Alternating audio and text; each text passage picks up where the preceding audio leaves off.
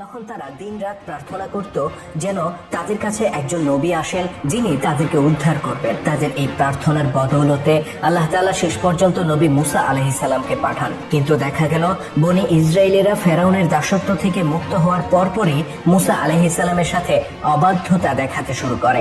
অবশ্য তাদের এই অবাধ্যতা শুরু হয় ফেরাউনের হাত থেকে পুরোপুরি উদ্ধার হওয়ার আগ থেকেই। তাদেরকে নিয়ে মুসা আলাইহিস সালাম যখন লোহিত সাগরের পাড়ে এসে দাঁড়ান, তখন তাদের সামনে ছিল বিস্তৃত লোহিত সাগর আর পেছনে ফেরাউনের বাহিনী।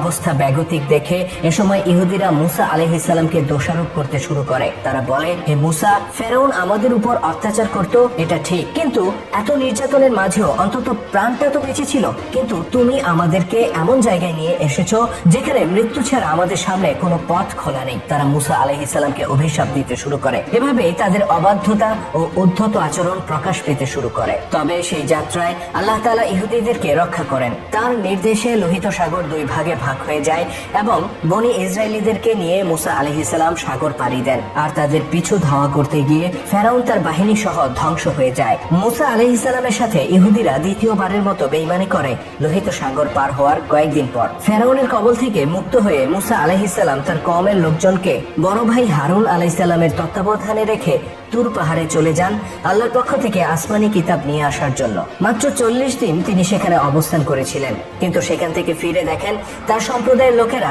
নিজেদের হাতে মূর্তি তৈরি করে তার পূজা করতে শুরু করেছে। এই 40 দিন তারা হারুন আলাইহিস সালামের জীবনকে অতিষ্ঠ করে তোলে। মুসা কোথায় গিয়েছে, কেন গিয়েছে, এখনো কেন ফিরছে না, কবে আসবে, কেন সে আমাদেরকে এভাবে ফেলে রেখে চলে গেল, এরকম হাজারটা প্রশ্ন বানায় তারা হারুন আলাইহিস সালামকে জর্জরিত করে ফেলে। তারা হারুন আলাইহিস সালাম এর শত বারণ শত নিষেধ উপেক্ষা করে মূর্তি পূজা শুরু করে দেয়। একই সাথে চলতে থাকে মদ্যপান, অবাধ মেলামেশা আর ব্যভিচারের মতো অপরাধ। লক্ষ্য করার বিষয় হচ্ছে 40 বছর নয়, 40 মাস নয়, এমনকি 40 সপ্তাহ নয়, মাত্র 40টি দিন মুসা আলাইহিস সালাম তাদের সাথে ছিলেন না। হযরত মুসা আলাইহিস সালাম যখন তুর পাহাড় থেকে ফিরে আসেন, তিনি অবাক বিস্ময়ে ইহুদিদের অধঃপতন প্রত্যক্ষ করেন।